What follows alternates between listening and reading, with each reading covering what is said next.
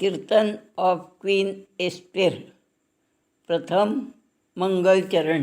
जिवंत प्रभु प्रार्थिला स्तुती समानिला जाईल. अदृश्य शरीरा विणा अस्मुन नित्य तो राहील. अनंत गुणराशिना सुचिरभूतीशी साम्यता. पवित्र असतो निरूप मनसे तया बद्धता. आणि आता ईशस्तवन. हे परमेशा सर्वेशा रे, प्रथमची तुझला आम्ही नमितो. स्तुती तव गाया शक्ती देई, आज आमासी विनवितो. वाणी कुठे ती आम्हा मूढांची, कुठे तुझा रे महिमा तो. चंचू कुठे ती लघुपक्षाची, कुठे अथांगची सागर तो. बालक जेवी बडबड करीते, पिता जेविता चुंबितो. अज्ञानाचे बोल आमचे गोड करावे प्रार्थितो. हे परमेशा सर्वेशा रे, प्रथमची तुझला आम्ही नमितो. सर्वप्रथम त्या परमश्रेष्ठ परमेश्वराला स्मरून आणि त्याचे कृपाशीर्वाद मागून माझ्या पूज्य मातापित्यांच्या व ज्येष्ठ बंधू भगिनीच्या शुभाशीर्वादाने आणि तुम्हा सर्वांच्या शुभेच्छा घेऊन मी आमच्या कीर्तनाला सुरुवात करते की ज्याच्या प्रतीकापासून आम्हास ज्या तत्वाचा बोध होतो त्यासाठी आपण आता प्रतीक म्हणूया. ऐक सांगतो प्रशस्त मन कर, दुष्ट वासना त्याग करी. शुद्ध वासना ज्या प्राण्याची, त्यावर ईश्वर दया करी. पवित्र शास्त्रातील सर्वात रमणीय भाग की ज्याद्वारे सर्व शक्तिमान परमेश्वर दुर्बलाचे रक्षण करतो व शोषण करणाऱ्यांना शासन करतो, हे महत्त्वाचे सूत्र पटवून देणारी कथा म्हणजे एस्तेर राणीची कथा. त्या कथेचे निरूपण मी आज करणार आहे. राजा बदाड मोठा, नाम तयाचे आहाश वेरोष. सशिक्षा दिदडीती देवे आम्हास पाऊनी रोष. वैभव फार तयाचे पारस मादाई वीर अंकित. सहज चिनेले आम्हा कारण तैसाच ईश संकेत. अहश्वेरोष हा बलशाही सम्राट असून त्याचा अंमल 127 प्रांतावर होता. हिंदुस्थानापासून इथिओपियापर्यंत म्हणजेच हिंदकुशापर्यंत त्याचे साम्राज्य पसरले होते. पारस, मादाई हे सर्व प्रांत त्याच्या आधिपत्याखाली होते. त्याच्या कारकिर्दीत घडलेला हा प्रसंग मी कीर्तन रूपाने तुम्हापुढे मांडित आहे. सुशान मंदिरी आनंद मातला भारी. राजा आहाश वेरुष देई मोठी मेजवानी. आहा, राजा घरची मेजवानी, मग काय तिचा तो थाट. तदम निळ्या जांभळ्या पडद्यांनी संपूर्ण मंडप सजवला होता. वर चांदीच्या कड्यातून हिऱ्या माणकाच्या माळा झगमगत होत्या व त्याच्या लखलखत्या प्रकाशात मधुपान सुंदर सुवर्ण पात्री देती, आग्रह नच करी कोणी कोण घेण्याती. आणि या मधुर सुरापानाचे अतिरिक्त प्राशन झाल्याने त्याचे व्हायचे ते दुष्परिणाम होऊन आपापल्या स्त्री सौंदर्याचे वर्णन तिथे सुरू झाले. आपलीच स्त्री सर्वात सुंदर व सुकुमार असल्याचे सर्वांना पटवून द्यावे असे भलतेच विचार राजाच्या मनी सुरू झाले. राजाच तो मग काय विचारता, नृपकांता नामे होती वस्ती राणी, सुकुमार शून्य चणू लावण्याची खाणी. हर्षलानुपमध्ये अतुल्य लावण्याशी, पाचारी स्थळीच्या दाबिन्या निज कांतेशी. आपल्या राणीचे सौंदर्य उपस्थितांना दाखवण्यासाठी त्याने राणीला मंडपात बोलवण्यासाठी दूत पाठवला. राजा मध्यधुंद झाला असला तरी वस्ती राणी शहाणी असल्याने आणि मंडपात काय चालले आहे याचे सविस्तर वृत्त तिला असल्याने तिने राजाचा हुकूम मान्य न करता राजाचे आमंत्रण धुडकावून लावले व त्याप्रमाणे दूताने मंडपात येऊन सर्व लोकांसमक्ष ते राजास सांगितले. प्राचीन प्रसिद्ध कवी वामन पंडित आपली मनाची दुःखे सांगताना म्हणतात, चंद्राला दिवसा प्रकाश नसणे ये कामिनीला जरा, पद्मावीण तळे निरक्षर मुखी, जो साजिरा गोजिरा, दात्याला धनलोभ नित्य असणे, दारिद्र्य विद्वज्जनी, दुष्टाचा पगडा महीपतिगृही, ही सात शल्ये मनी. चंद्राला दिवसा प्रकाश नसणे व जो दानशूर असतो त्यालाच पैशाचा मोह असणे, त्याचप्रमाणे राजाच्या भोवती दुष्ट लोकांचा, त्यांना आपण हल्ली चमचे म्हणतो, गराडा असणे व त्यांचे वर्चस्व राजावर असणे हे नेहमीच असते. मग राजा अहश्वेरोस देखील त्याला अपवाद कसा असणार, त्याच्यावर देखील असा दुष्ट लोकांचा पगडा होता. त्या दुष्ट लोकांमध्ये त्याचा प्रमुख सरदारच समावेश होता. या लोकांनी आपापसात असा विचार केला की जर राजाची महाराणीच आपल्या पतीचा म्हणजे राजाचा हुकूम मानत नसेल तर राज्यातील कोणतीही स्त्री आपल्या पतीची आज्ञा पाळणार नाही व आपल्या पतीचा अपमान करेल.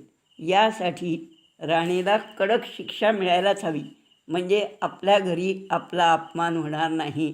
म्हणून त्यांनी त्या सरदाराकरवी राजाला असे सांगितले, वस्ती राणी कर्विष्ट बहु, अहो धुडकावून द्यावे, सुज्ञ तुझी सुकुमार सुंदरी, शोधून तुम्ही घ्यावे. त्या मध्यधुंद अवस्थेत राजाला हा सल्ला पसंत पडला व वस्ती राणीला राजवाड्यातून घालून दिले गेले. काही दिवसानंतर अहश्वेरोस राजासाठी दुसरी सुकुमार सुंदरी शोधण्याचे फर्मान निघाले व त्यासाठी अंमलदार नेमून त्यांनी राज्यातील सर्व सुंदर व तरुण आणि सुकुमार तरुणी शुशान राज्यातील राजवाड्याच्या अंतःपुरात जमा केल्या. त्यातच एक होती ती मोर्देखायची पुतणी एस्तेर.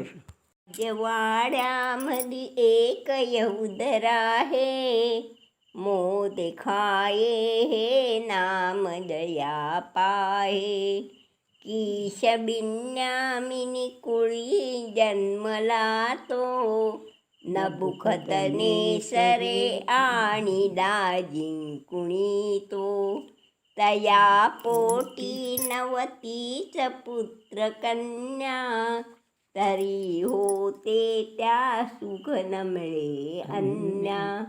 चुलत कन्या एस्तेर नाम तिचे, स्वकन्येसे करीतसे लाड तिचे.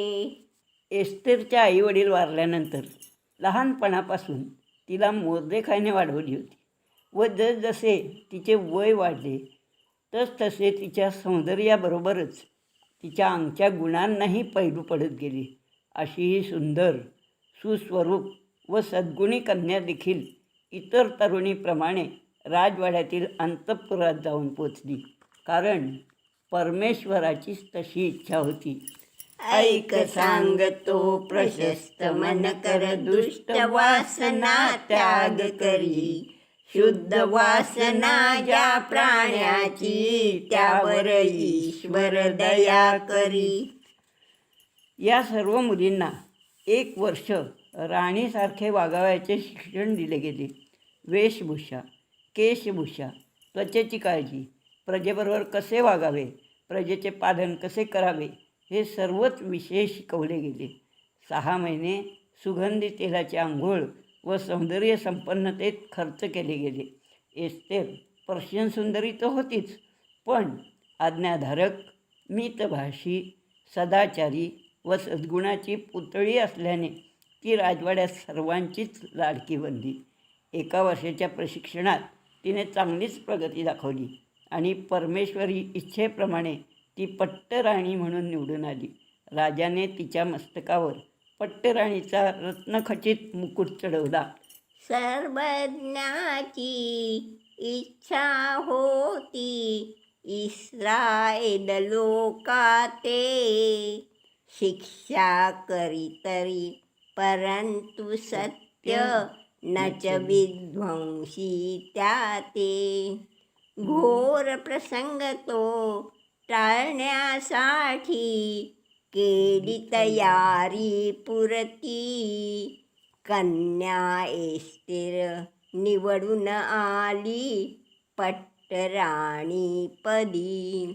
एस्तेर पट्टराणी म्हणून निवडून आली व नगरात सर्वत्र आनंदी आनंद पसरला. राजाचे दिवस आनंद उत्सवात पार पडू लागले. पण या गोष्टीचा विषाद वाटणारे लोकही राजवाड्यात व आजूबाजूला होतेच. त्यापैकी 2 जण राजाला मारण्यासाठी टपून होते. तया वेळी होते टपत नर 2 नुपवदा. मराया राजी हो जुर्मनचे साहे मन कदा. आणि त्या दोघांनी राजाला मारण्याचा कट नक्की केला. पण देवतारी त्याला कोण मारी, तसा हा पूर्ण कट मोर्देखायच्या कानावर आला. हा मोर्देखाय म्हणजे एस्तेरचा चुलता. तो कसा होता तर मोर्देखाय हा सद्गुणी असे, धर्मनीतीजा अंतरी बसे. धर्मनेमते नित्य पाळुनी, एक थोर तो आळवी तसे. अशा या धर्मभीरू मोर्देखायाने आपल्या पुतणीच्या सौभाग्यावर घाला येतोय हे ओळखले व त्याने खूप खटपट करून एस्तेर राणीची भेट मिळवली. मोर्देखायाच्या कानी गोष्ट आली, राजवध होईल अशी खात्री झाली. प्राणरक्षणायुक्ती बघूनी तो, राज्ञी भेटीला म्हणून पहा जातो. वेळ पाहुनी निविदले तिला त्याने, त्वरा करुणी हे राजकानी जावे. नको सांगू त्या कुळ तुझे माझे, फक्त नावच घे सांगतया माझे. झणी करण्या चौकशी प्राप्ती आधी, न कळे केव्हा तो दुष्ट संधी साधी. एस्तेरचे मोर्देखायच्या येथे संगोपन होत असता ती जशी त्याची आज्ञा मानली त्याचप्रमाणे तिने या समयीसुद्धा त्याची आज्ञा पाळली आणि राजा सावध झाला. या प्रकारे राजा सर्व भेद समजला. चौकशांती भाग सर्व स्पष्ट उमटला. दिदले फाशी करून न्याय दोन्ही दुष्ट ते. राय मोदाऊ पठिले मोदे खायते. गोड शब्द ब्रविले राय हे होत्या ते. हा प्रसंग काल वृत्तांत पुस्तक लिहिला. या प्रकारे राज सर्व भेद समजला. राजाने सर्व चौकशी करून त्या 2 दुष्टांना फासावर चढवले व सदर वृत्त कालवृत्तांत या इतिहास पुस्तकातील स्मरणलेखात समाविष्ट करावा अशी आज्ञा केली. या ग्रंथात मोर्देखायाबद्दल गौरवपर वृत्त लिहिले गेले व राजाचे प्राण वाचवण्याच्या या बहुमोल कामगिरीबद्दल मोर्देखायचा खास सत्कार केला जाईल व मौल्यवान पारितोषिक देऊन त्यास गौरवले जाईल असे वृत्त त्यात लिहिले गेले. यानंतर राजाने आपल्या राज्याच्या संरक्षणासाठी आपल्या मर्जीतल्या त्या सरदाराला मुख्य प्रधान नेमून त्याचे अधिकार वाढवले व सर्व राज्यकारभार त्याच्या हाती दिला. मुख्य प्रधान रूपाचा होता नामे करून हा मान. दुष्ट कुटिल अन्यायी धावे शोधावया सदा मान. मुजऱ्यावर मुजरे ते पाहुनी मनितो अत्यंत आनंदे.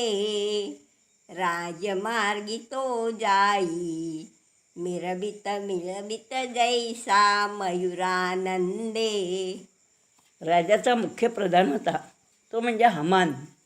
अतिशय कटकारस्थानी, क्रूर व प्रजेवर अन्याय करणारा. तो मानासाठी आपापलेला होता. आपल्याला प्रत्येकानं मुजरा केला पाहिजे असा हुकूम त्यानं दिला व लोकांनी त्याला मुजरे केले की तो फार आनंदी होत असे. पण त्याला पहिला धक्का दिला तो राजवाड्यातील पायरीवर बसलेल्या मोर्देखायाने. मोर्देखाई ज्यू होता व परमेश्वराशिवाय दुसरा कोणालाही मुजरा करणे हे त्याच्या यहुदी धर्मात बसत नव्हते आणि मोर्देखाय आपणास मुजरा करत नाही हे पाहून हामान चवताळला. चौकशीअंती तो विशिष्ट धर्माचा असल्याने या धर्माचे लोक आपल्याला मान देत नसल्याचे त्याच्या लक्षात आले व या लोकांचा विनाश करण्याचा बेत त्याने ठरवला. त्यासाठी त्याने राजास पटवले.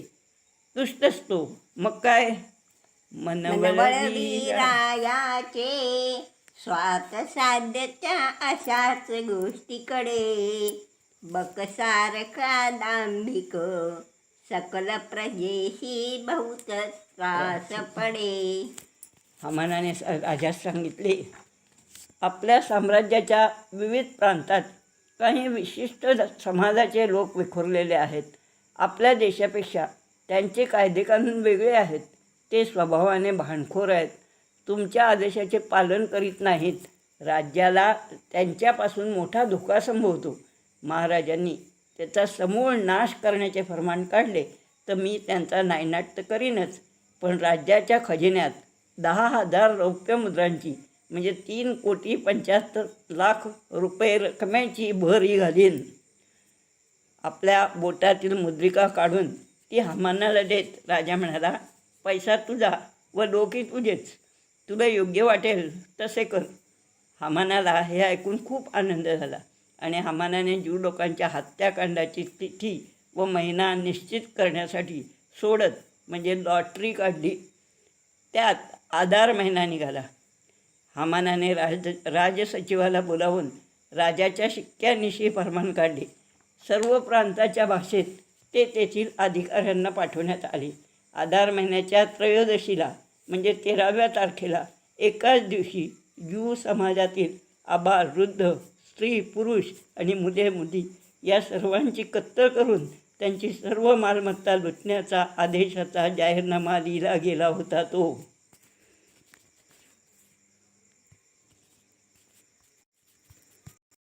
हा जाहीरनामा सर्वत्र प्रसिद्ध करण्यात आला व ज्यू समाजात हाहाकार माजला व यहुदी लोकात मोठी रडारड सुरू झाली. हे वृत्त मोर्देखायच्या कानी पडले तर त्याने आपली वस्त्रे फाडली व तरट म्हणजे गोंडपाट नेसून नगराच्या मध्यभागी जाऊन मोठ्याने विलाप करू लागला. एस्तेरच्या दासी व खोज्यांमार्फत हे वृत्त तिला कळले तेव्हा ती खूपच कष्टी झाली व तिने त्याच्यासाठी सुंदर तलम वस्त्रे आपल्या दासीच्या हातून पाठवली. पण ते घेण्याचे त्याने नाकारले.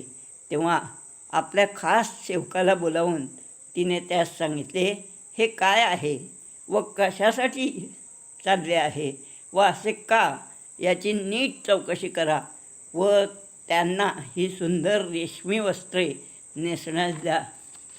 सेवकाने त्याप्रमाणे जाऊन मोर्देखायाची भेट घेऊन चौकशी केली व राणीने पाठवलेली तलम रेशमी वस्त्रे त्याच्या पुढे केली. तेव्हा मोर्देखाय म्हणाला, एस्तेरेस हे जाऊन सांगा, वस्त्रे तुझी नको मम अंगा, लवकरच आम्ही मिळू धुळी संगा, कैसे न कळे तुझरा, हा मानाने नाश करावा, आमचा म्हणून केला कावा, यहुदी सर्व ते मुकतील नावा, प्रिय लोक ऐशा पट्टराणी तू म्हणून काही, सुटका तुझला मिळणे नाही, आमुची असशी म्हणून तुम्ही संगे आम्हा राही. आपल्यावर काय प्रसंग गुजरला आहे हे सांगून यहुदी लोकांचा वध व्हावा म्हणून हामानाने किती पैसे भरले आहेत ते सांगून त्या जाहीरनाम्याची प्रत म्हणजे कॉपी त्याने सेवकांसोबत एस्तेरकडे पोचवली व तिने राजाकडे जाऊन आपल्या लोकांसाठी विनंती करावी असे कळवले. हे ऐकून एस्तेर अतिशय कष्टी झाली, कारण राजाकडून बोलावण्या आल्याशिवाय कोणीही त्याची भेट घेतल्यास राजा क्रोधित झाल्यास त्याला मृत्यूदंडाची शिक्षा मिळत असे व सुमारे महिनाभर तिला राजाची भेट झाली नव्हती आणि पुढील काही आठवडे तिचे नाव राजभेटीसाठी नव्हते. तेव्हा तिने मोर्देखायास कळवले, हाय हाय हे दीनही कसे, राजभेटीचा योगही नसे. अशा वेळी मी काय करू शकते. तेव्हा मोर्देखायाने कळवले, युक्ती एक तुझशी आता सांगतो मुली, इस्रायलांचे नाव राखी बुडती ते दळी, राजा होई संतुष्ट तो तुझशी पाहुनी, सांग त्यास आम्हाविषयी धैर्य धरूनी, लोक हत्या व्यर्थ किरे घडविशी जनी, दृष्ट नष्ट हमन हा कृत्या कधी, कधन वधन सर्वांचे होईल की आता, रक्षण होईल कदाचित तू धैर्य धरिता, नाव लोकी धन्य होईल ऐसे करीत करता, मृत्यूसही भिवू नको उपदेश हा मुली, एक तुझशी आता सांगतो मुली. मोर्देखायाने सांगितले, तू राजवाड्यात आहेस म्हणून यहुदी लोकातून वाचून राहशील असे तुझ्या मनास वाटू देऊ नकोस. तू या प्रसंगी गप्प राहिलीस तरी परमेश्वराच्या मनात असेल तर यहुद्यांची सुटका व उद्धार होईलच होईल.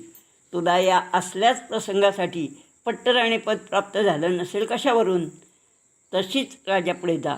तुला पाहून राजा संतुष्ट होईल व आपला सोन्याचा राजदंड तुझ्यापुढे करील व आपल्या सगळ्यांचा बचाव होऊ शकेल. मग एस्तेरने मोर्देखायास निरोप पाठवला की शुशान नगरीतील सर्व यहुद्यांनी एकत्र येऊन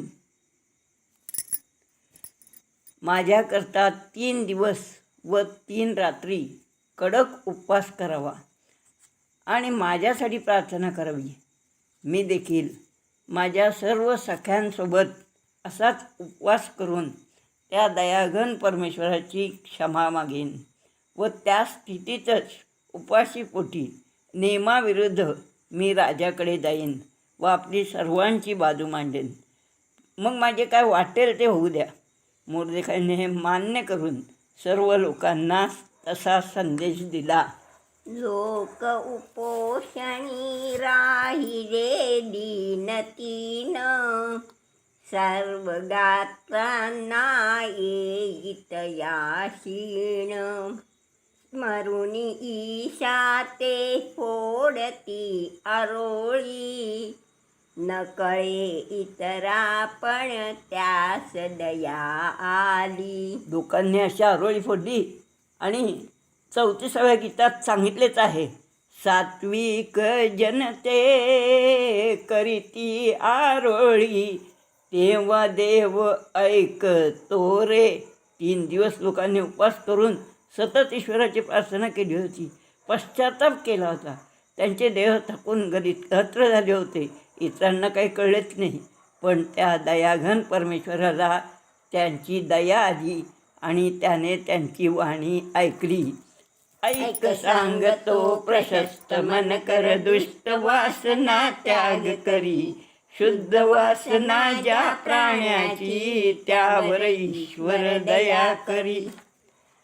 3ऱ्या दिवशी संध्याकाळी एस्तेर राणीने आपली राजवस्त्रे धारण केली आणि मस्तकावर पट्टराणीचा रत्नखचित मुकुट चढवून तशीच उपाशीपोटीच राजभेटीसाठी निघाली. राजा बागेतल्या सिंहासनावर बसून उद्यानाची शोभा पाहत होता. त्या ठिकाणी राणी जाऊन पोहोचली. संध्याकाळी 3ऱ्या दिनी गेली तडक भेटण्या राया, गेला असे उपवनी बैसुनी सिंहासनी हवा खाया. मनीष नाम चिंतित आली राजा पुढे उभी ठेली, राये दाया पाहुनी मायेने राजयष्टी पुढे केली. एस्तेर राणीचे शरीर उपवासाने थकले होते, पण चेहऱ्यावर प्रार्थनेचे दैवी तेज पसरले होते. तिला पाहून राजा खुश झाला आणि सोन्याचा राजदंड एस्तेरच्या पुढे केला. एस्तेर राणीने पटकन पुढे होत राजदंडाच्या टोकाला स्पर्श करून चुंबन घेतले, कारण त्यावेळी तशी प्रथा होती. मात्र असे करताना उपवासाच्या थकव्यामुळे तिचा तोल जातसे वाटले. नियमाविरुद्ध राणी आपल्यास भेटण्यास आली, त्यामुळे ती घाबरून गेली आहे असे वाटून राजाने पटकन सिंहासनावरून उतरून तिला आधार दिला व तो म्हणाला, महाराणी, ते नियम सामान्य लोकांसाठी आहेत. तुम्ही तर माझ्या पट्टराणी आहात. तुम्ही कधीही माझी भेट घेऊ शकता. भिवू नकोस प्रिये. अभय दिदले आहे तुझला, मागे काय हवे ते. गोष्ट असो की राज्या इतकी, परंतु दिधली तू ते. पहा, राजा इतका प्रसन्न झाला आहे की तो राज्य तिला देण्यास तयार झाला आहे. मात्र एस्तेर राणी क्षीणपणे हसून नम्रपणे राजाला म्हणाली, महाराज तुम्ही सदैव व्हावे, आज रात्री मम सदनी यावे. हा मानासह येणे करावे, मंदिर उच्चिते. राणीने फक्त रात्रीच्या मेजवानीसाठी हमानासह येण्याचे राजाला आमंत्रण दिले. राजाने ते ताबडतोब मान्य केले. ठरल्याप्रमाणे राजा हामानाला घेऊन राणीकडे महालात मेजवानीला गेला. मेजवानी संपल्यानंतर राजा राणीला म्हणाला, प्रिय एस्तेरे, बोल, काय हवे तुला? तुला राज्य देण्यासाठी देखील मी तयार आहे. त्यावर एस्तेरने उत्तर दिले, महाराज, उद्या देखील आपण या हामानाला घेऊन माझ्याकडे मेजवानीला यावे. मग मी माझे मागणे त्याच्यासमोरच तुम्हाला सांगेन. खुशीची गाजरे खात हामान महालाबाहेर पडला. राणीने आपला सन्मान करण्यासाठीच आपल्याला राजाबरोबर 2दा भोजनाचे आमंत्रण दिले आहे अशी त्याची खात्री झाली. आता लवकरच राजाकडून आपला मोठा सत्कार होणार आहे असे स्वप्ने पाहत तो घराकडे वळला. राजा विचार करायला लागला. भोजना येऊ तो आजी हमान, राणीने पाचारिले तया देण्या मान. वाटते राणीच्या मानसी आहे, विनती काही असे अनुमान. खचित खचित मी तिची पुरविन इच्छा, मज वाचुनी तुझ्या पुरविल कोण. राजा मार्गक्रमण करताना विचार करतोय, राणीने मान देण्यासाठी माझा मित्र म्हणून हामानालाही मेजवानीसाठी बोलवले. पण माझ्या मनाला असे वाटते आहे की मेजवानी हे केवळ निमित्त आहे. राणीच्या मनात नक्कीच काहीतरी इच्छा आहे आणि तिचे हे मागणे पूर्ण करायला माझ्याशिवाय दुसरा कोण आहे बरे. मी निश्चितच उद्या तिची इच्छा पूर्ण करून तिला हवे ते देईन हा विचार करतच राजा आपल्या महालात परतला. का कुणास ठाऊक, पण त्या रात्री राजाला झोप म्हणून लागली नाही. रात्रभर राजा या कुशीवरून त्या कुशीवर तळमळत होता. अखेर पहाटे पहाटे येई स्वस्तन झोपरजनी, राजा वदे नायका. आणावी मज फुडती स्मृती वही, आज्ञा पिडे सेवका. सेवकाने ताबडतोब जाऊन चिटणीसाला उठवले व राजाचा निरोप दिला. चिटणीस बासनात बांधलेला कालवृत्तांत ग्रंथ घेऊन राजापुढे हजर झाले. म्हणे वाचा वृत्तांत पुस्तकाला, असे पुस्तकी ज्या इतिहास माला. वृत्त सांगा मम राजनीती कैसी, न्यायी अथवा अन्याय मूळ ऐशी. कालवृत्तांत इतिहास ग्रंथ उघडून चिटणीसांनी राजाच्या खुनाचा कट कसा रचला गेला होता आणि मोर्देखायाने त्याची पूर्वसूचना राजाला देऊन राजाचे प्राण कसे वाचवले हा उतारा वाचण्यासाठी निवडला. त्यांनी वाचण्यास सुरुवात केली. कारस्थान करूनी गुप्त वधन्या, राजासी दोघे नर. होते नूपमरे न सावध करी, तो मोते खाये जर.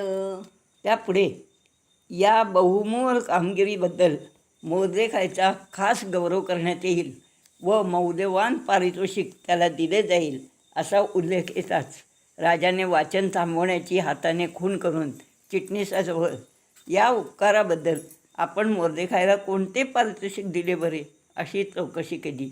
त्यावर महाराज, आपण त्यासाठीच काहीच केलेलं नाही चिटणीसाने खरे उत्तर दिले.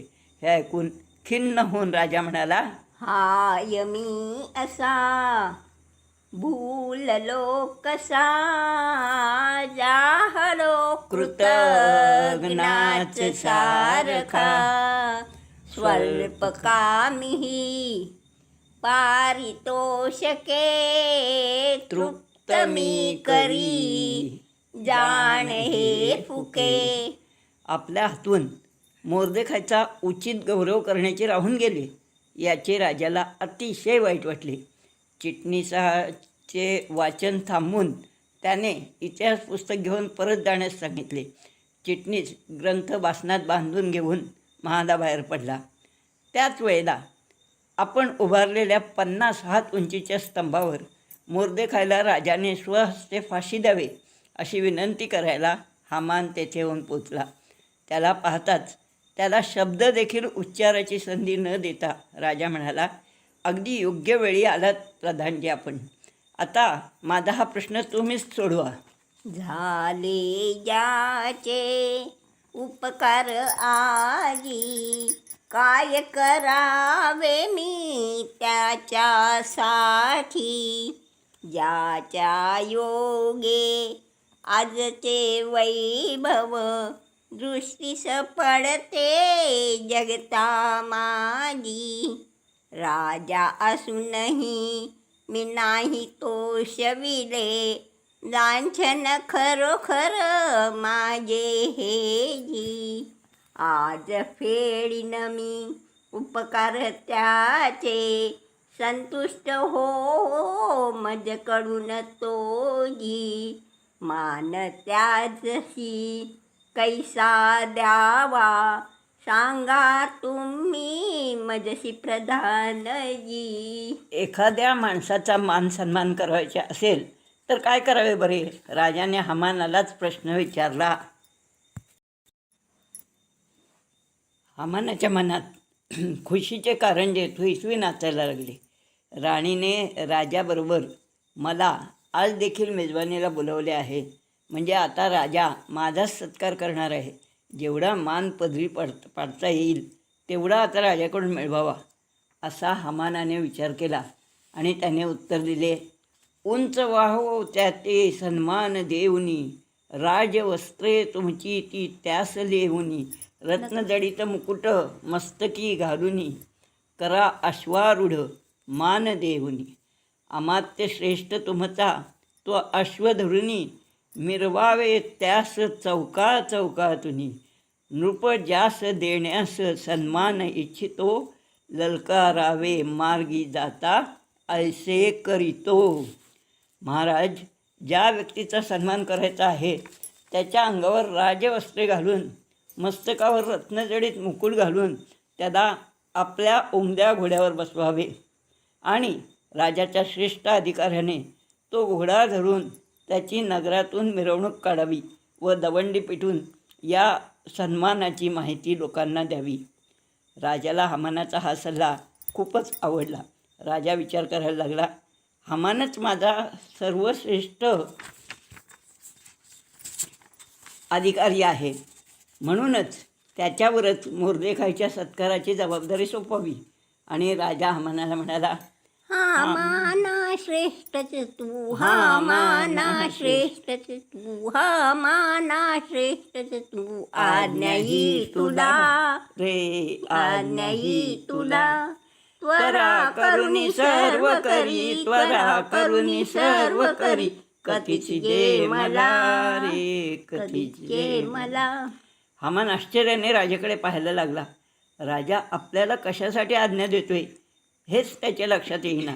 त्याच्याकडे पाहून समजुतीने राजा म्हणाला, पोशाख मुकुट अश्व घेई, पोशाख मुकुट अश्व घेई, मोदेखायासाठी नेई, मोदेखायासाठी नेई, येऊदी द्वारी जो बसून राही, येऊदी द्वारी जो बसून राई, अर्धव त्याचे करी पाही, अर्धव त्याचे करी पाही. हामान लज्जित झाला. त्याच्या चेहऱ्यावर नाराजी पसरली. ते पाहून राजा रागाने त्याला म्हणाला, सांगितले तसे करी, सांगितले तसे करी, त्या मोदेखायाला रे, त्या मोदेखायाला, आज्ञाही तुला रे, आज्ञाही तुला. हामान मनात खूप तरफडला. त्याने योग्य होते काय आणि झाले काय, पण राजांनाच ती हामानाची पाळावीच लागली. आणि आहा घोडा पकड़ के हामान चले, आहा घोडा पकड़ के हामान चले, हामान चले दिल के अंदर जले, हामान चले दिल के अंदर जले. आहा घोड़ा पकड़ के हामान चले, हो घोड़ा पकड़ के हामान चले, धूमधाम से फिरती सवारी, धूमधाम से फिरती सवारी, लड़के भी आगे भगते चले, हो लड़के भी आगे भगते चले. आहा घोड़ा पकड़ के हामान चले, हो घोड़ा पकड़ के हामान चले. हामानाने मनातून चरफडत मोर्देखायचा मानसन्मान केला. व लाजेने मूग झाकून तो घराकडे वळला. त्या सुळाबद्दल राजाला सांगणे त्याला जमलेच नाही. घरी गेल्यावर पत्नीला व मित्रांना त्याने सर्व हकीकत सांगितली. तेव्हा त्याचे मित्र त्याला म्हणाले, मोर्देखाई ज्यू धर्माचा आहे. ते ईश्वराचे लाडके लोक आहेत. त्यांच्यापुढे तुझा निभाव लागणे कठीण आहे. ते बोलत आहेत तोच राजाचे सेवक आले आणि हामानाला मेजवानीसाठी घेऊन गेले. एस्तेर राणीने स्वादिष्ट पदार्थ तयार केले होते. दोघे पंक्तीला बसले. मेजवानी रंगात आली.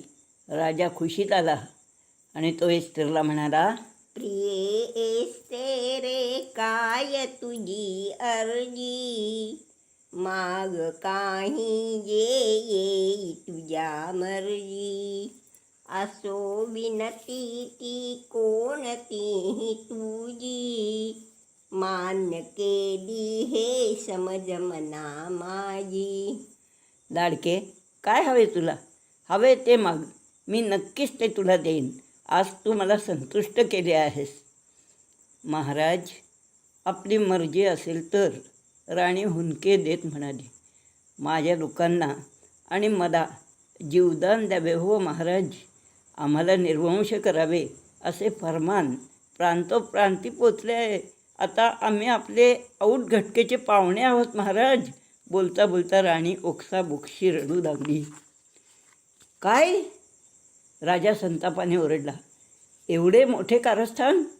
या भयंकर कारस्थानचा सूत्रधार कोण आहे?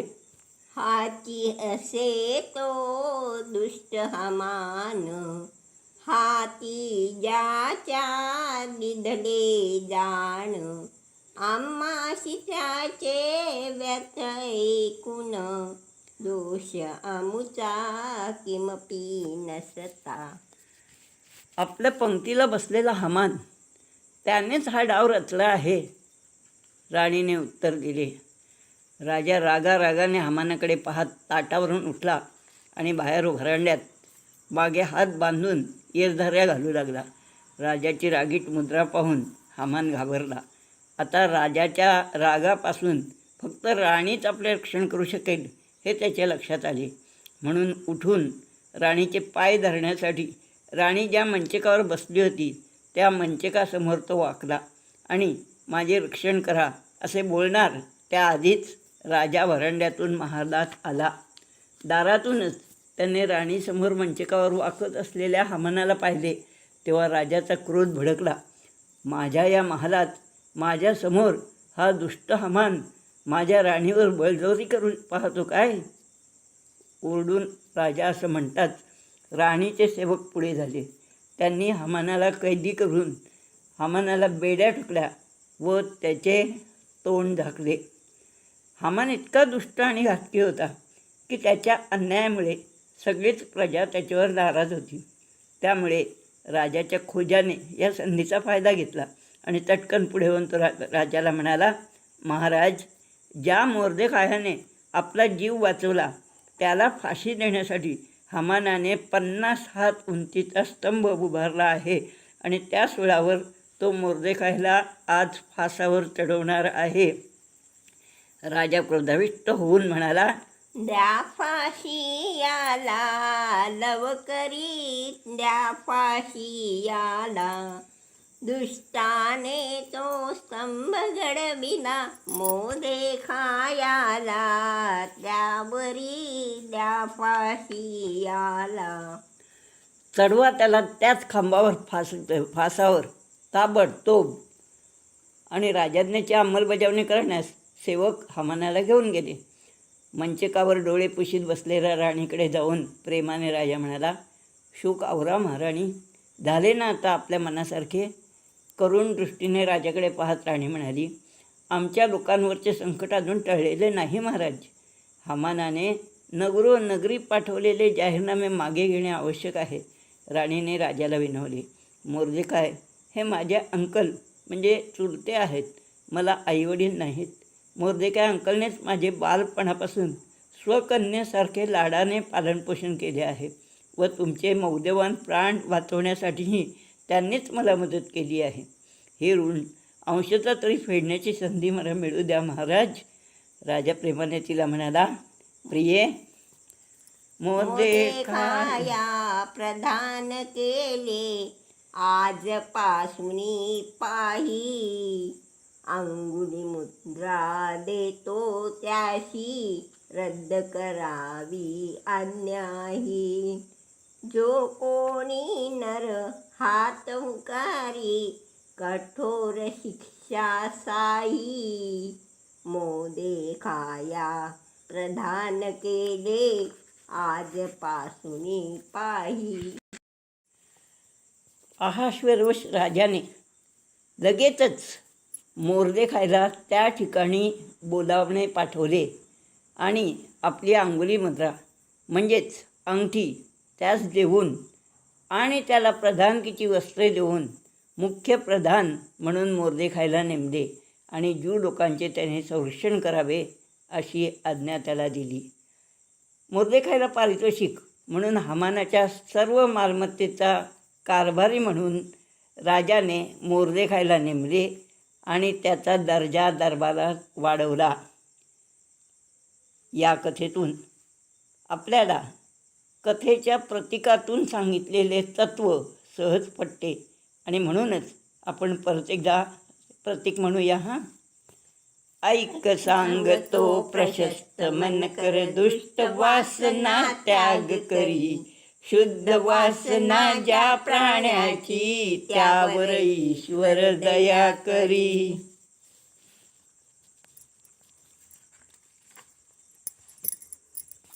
क्षमा करा आम्हा झाले श्रम जे.